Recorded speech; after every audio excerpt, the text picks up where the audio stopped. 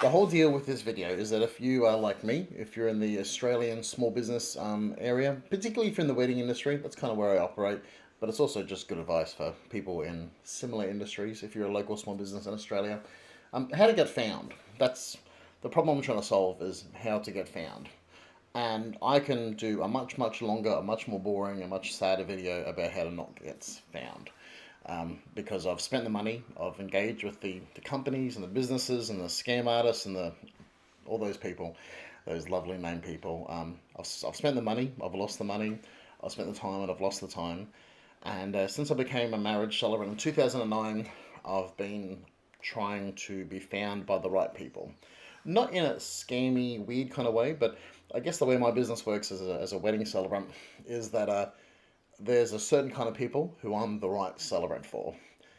And I would like them to find me because that's just how good business works. Is that if I can solve your problem, then that's a good day as a wedding celebrant. Hopefully, that's a good day for all the different parts of business. That if you can find the right people whose problem you can solve, they pay you money because you exchange value. It's a good day. You can feed your kids croissants and everyone can be really happy. So that's what I've always tried to do as a celebrant. And for the early years, 2012, 13, 14, honestly, it was easy because the social networks were still growing and growing. Even I know like it wasn't late days for Google, but as far as the wedding industry, a lot of the wedding industry hadn't got online. So me just existing was enough. COVID occurs, and not that that necessarily changed everything, but that changed a lot of my kind of spirit. It was just not a happy time.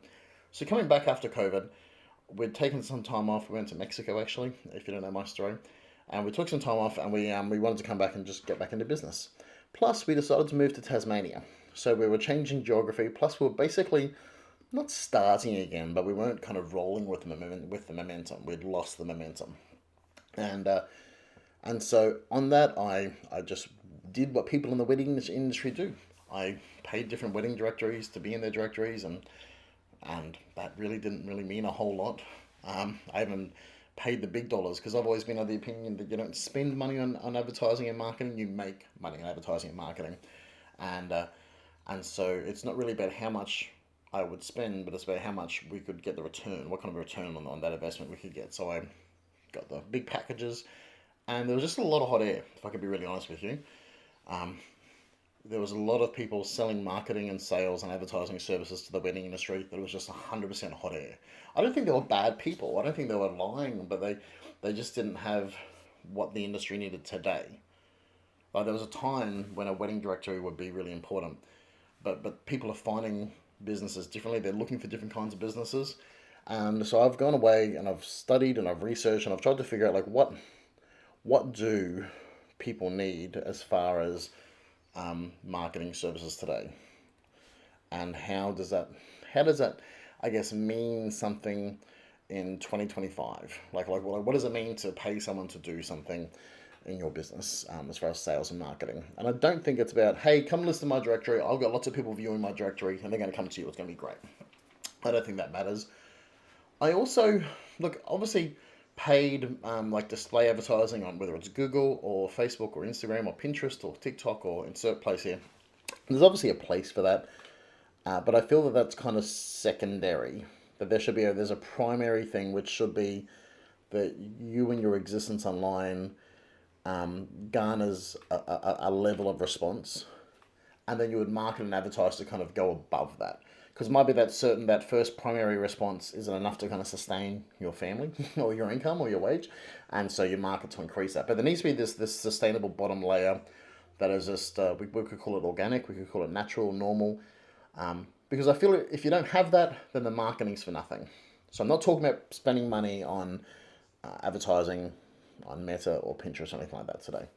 I'm talking about the base layer stuff, which is about being found, your website being found, and it being findable. So, I suppose a few terms I might use really quickly are SEO and GEO. So, search engine optimization is SEO, and that's making sure that your stuff online is optimized to be found by search engines. And GEO sits very closely next to that. They're twins basically, but that's making sure you can be found by the generative engines. So we're talking ChatGPT, Claude, etc. Over the next few seconds, hopefully I'll give you enough to hopefully help you be found more. And I'll also just give away the lead. I'm hoping to help people with this. So if you hear this and think that's a great idea, I don't have the time or the skills to do that, I'd love it if you hired me to do it. That'd be nice. But it's actually really easy. You see, all of these different places online. I want to talk about this. I'm talking everything from Google to Bing, you know, Yahoo, whatever. All of those search engines, and the generative ones. So I'm also including that Apple Spotlight / Siri / Apple Intelligence, and also the generative ones like OpenAI, ChatGPT, Claude by Anthropic. Uh, Honestly, the actual who they are, like Google Gemini, they like the actual individual ones who they are doesn't really matter because they're going to come and go. But the principles basically remain the same, and the principles are um, they are crawling the web. So when I say crawling, they've literally got computers going to your website, to my website, to every single website, looking at videos like this, and they're looking at them through the best computer eyes I can, and they're wanting to figure out your expertise, what experience you have, your authoritativeness, and your trustworthiness. And so they're kind of the main factors they're looking for. Is like what experience have you got? Like who are you? And like what can you provide to people? What is your expertise? Like how much of an expert are you, and in what topics? And what kind of authority do you have on those topics? And trustworthiness. And so these are not new words. Hopefully, they'd be words that would mean something if you're watching this video in 1992. And it's the same thing, but you got to look at it through a computer's eyes. So there's honestly, I kind of view it as three. If you do some googling on SEO, do some ChatGPTing, you'll find there's more angles to this. But I'm very focused on three primary angles. One is your website, and I actually mean that from a technical point of view. We're talking about page speed, how fast it is, that kind of thing. Secondly, also on the website is like just what are you saying? Like who are you? What are your headings? Like a lot of people blow the H1, the heading one on welcome. I'm like, no, like who are you saying you are? If someone looks at your website, do they know where you are, what you service, what you do? Just the core base principles. We're so focused on making these beautiful websites that actually do F all. So the website is the first one. The second one is like an adjunct to the first one. It's the content you're putting on your website, because that's adding to that expertise, to how trustworthy you are, that kind of thing. And the third one is linking to your website. Call it backlinks, but these are also doing the same things. It's looking for websites where they can add trustworthiness and expertise and authority to who you are. So that's the three of them. And I'll start with number one, the website. A lot of people, when I say a lot, I'm going to say like all but 0.1% of people build their website so they feel good. And I'm not really talking to anyone in particular. So if you heard me say that, we've been talking recently, I'm not talking to you, I'm talking to everyone. Because we build these websites that make us feel good about our business. They're like, yeah, that's who our business is. But we haven't looked at it through the lens of someone experiencing our business and like, what is their experience? The easiest representation of this is that people make websites that look great on desktop when 80% of their views are on mobile. It just doesn't matter. And I'm not just talking about layout, but like speed, or like how big are the images? People on their mobile phones, 1 bar of 4G, and back in nowhere. So we're designing websites that make us feel good, that don't work for people. And not only should your website work for people, it should work for computers, because computers are looking at your website, and when they search saying, hey, I'm looking for Tasmanian XYZ, Google or ChatGPT or Apple or whichever company is the query is coming through, when they looked at your website, did they get a sense that that's who you were? So that's just number one, really simply. We've designed websites that are good for us but aren't good for everyone else. And everyone else is humans and also computers. If you want to see what that means, go to this website, pagespeed.web.dev. Don't search for it, just literally type it in the URL bar. Pagespeed, one word, .web.dev. And type in your website address in there, click Analyze. And a website that the search engines love gets 100 out of 100 out of 100 out of 100.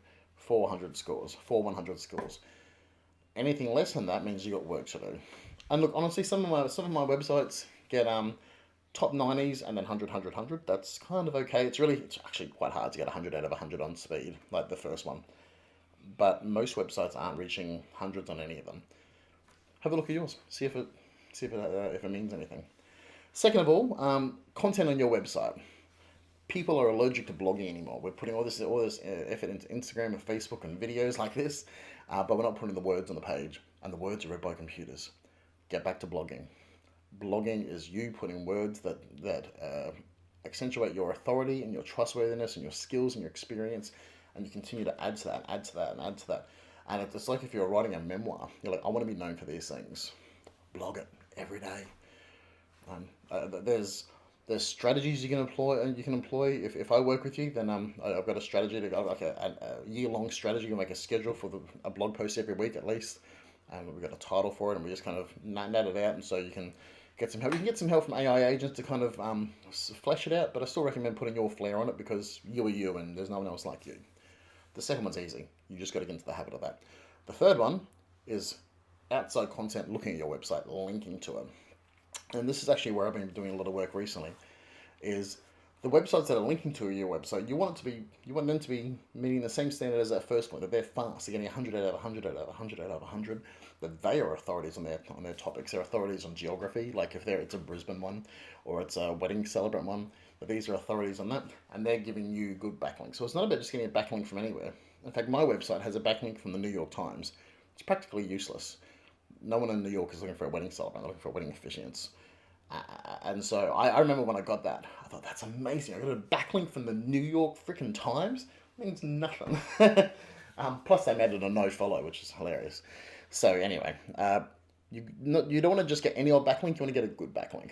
And so, I've been building up a network of websites that are good backlinks. So, that's something else I can help you with. I will end on that because that's basically the whole thing.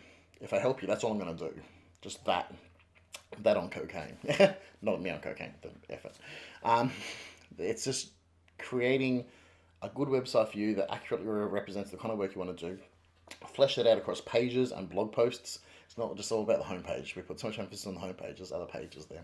Link in between those. There's strategies. It's not a secret. The thing is, none of what I've just told you is a secret. It's all publicly available on like the Google support documents and ChatGPT and all. It's all public information. It's not a secret. Just none of us are doing it. And if you're like me, you've been ignoring it for years. So that's what I'm doing for my business. That's what I'm doing with these the network of websites that I'm building up. You can look at one of them right now. Weddingmagazine.com.au is one example. And there's others. And so I'm working really hard to build these up so they're good backlinks, not just for my business, but for yours as well. With the backlinks, I'd actually love to offer them for free. So if you've watched this and you thought, actually, like I can get to the other stuff myself, because you can. You can do it. It's like mowing your own lawn. You can mow it, or you can pay someone to come do it.